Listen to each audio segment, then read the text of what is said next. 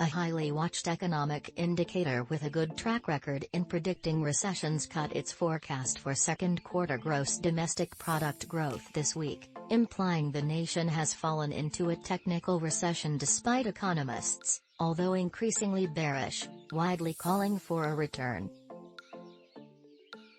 The Bureau of Economic Analysis unveils its first estimate of second quarter GDP growth, or decline, on July 28, but it won't release a final estimate until September.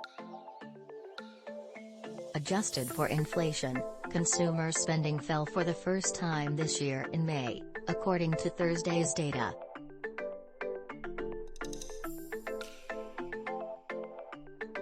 The worse-than-expected decline makes a second straight quarterly decline in GDP much more likely, Pantheon Macro chief economist Ian Shepherdson wrote in a Friday note, forecasting that GDP would fall 0.5% in the second quarter.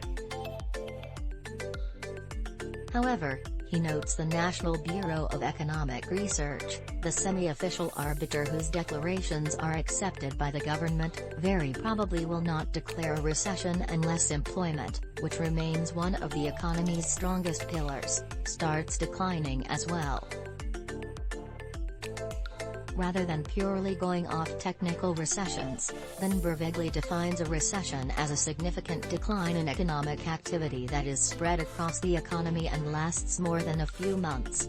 Despite growing bearishness, many economists aren't convinced the U.S. will fall into recession.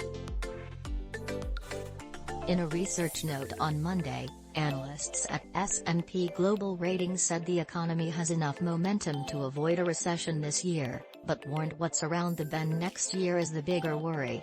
The economists put the odds of a recession in 2023 at 40%. 1 week earlier, Morgan Stanley put them at 35%.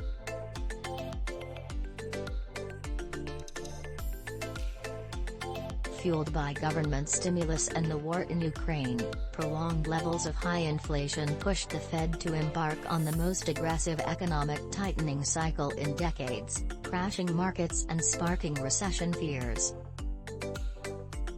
People are really suffering from high inflation, Fed Chair Jerome Powell testified before Congress last week, noting it remained absolutely essential for the Fed to restore price stability, before acknowledging it would be very challenging to avoid a recession while doing so.